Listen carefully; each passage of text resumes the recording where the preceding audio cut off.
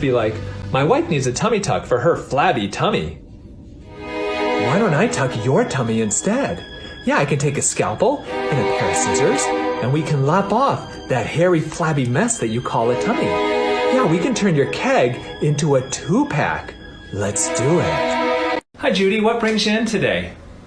We want her to have breast implants. So what size do you think you may want to be, Judy? Well, we want her to be a double D.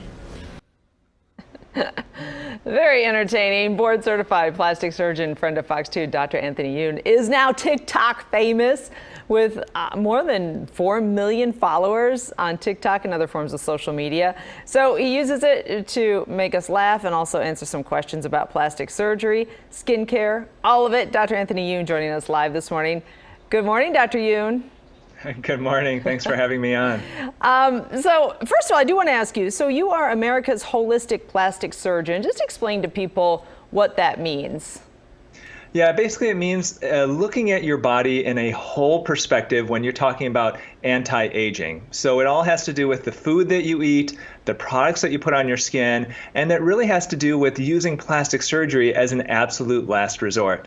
So the saying I have is to eat real food, use clean skincare, and only consider actual plastic surgery as that last resort. It's an interesting perspective from a plastic surgeon. Is that part of the reason you wanted to go on TikTok, and of course you're on YouTube and Instagram, but is that kind of how you're trying to spread this message a little bit with some humor too? Yeah, I mean, I found that as I hit the pinnacle of my practice, I was doing really well. The goal in general in surgery is usually to bring somebody to the operating room. And I had this realization that my goal should be the opposite. It should be to keep people out of the operating room and to use that as that last resort.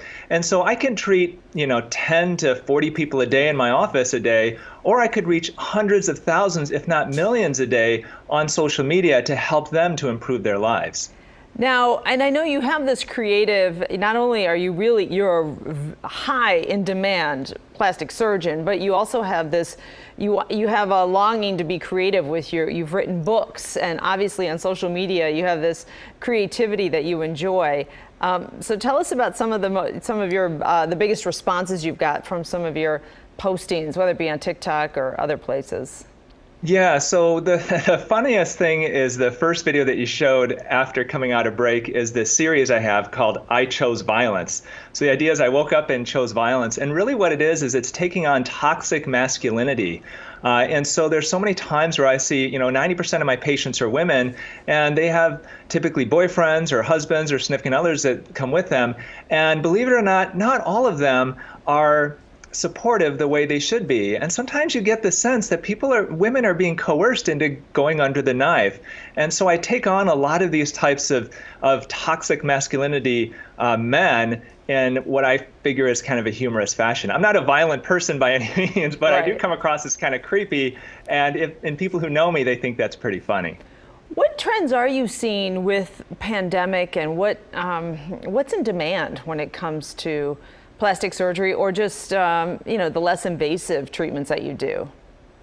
Yeah, it's interesting because we're all on Zoom now, and so people are paying attention to their faces a lot more than they used to be. So there are a few things that are really popular right now. Botox has always been popular, but it's really skyrocketed even more from there. Another thing that's very interesting is Kybella. That's an injection for the double chin fat down here, and I think that we're seeing a lot more people interested in it because we're looking at our phones and we're holding them nice and low, like this. And it causes us to look like we have more of a double chin than we do. So these types of treatments are definitely going up, and plastic surgery has definitely boomed since we've gotten back to work last June. Yeah, a nice high angle will take care of that. Okay, a couple of questions for you, Dr. Youn. Chlorophyll water to treat acne. I know that's one of the questions you addressed. Yeah, so this is interesting. On TikTok, there are trends that can blow up. And it's things that people haven't heard of. So there are a handful of videos that people made, young people, where they would drink chlorophyll water and their acne would get better within a week or two.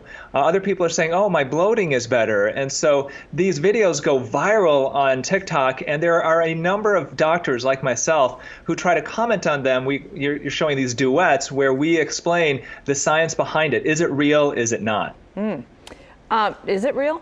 Should I be drinking chlorophyll water? So chlorophyll water is something that can, in general, be beneficial. I think that a lot of people are seeing improvements in their skin because chlorophyll, it's a powerful antioxidant. But there are a lot of easier and possibly easier on your stomach ways to get those antioxidants, like taking a vitamin C supplement or just eating a lot of green leafy vegetables can do it as well. I have to ask you about Zac Efron. He is, for one of us here on the show, he is regarded as the best actor of our time. Really? Yeah, that's a different I like story. him too. Yeah, that's Derek Kevra's viewpoint. Did he have, so there's been some speculation online that he had jaw implants or something. What are people saying about him?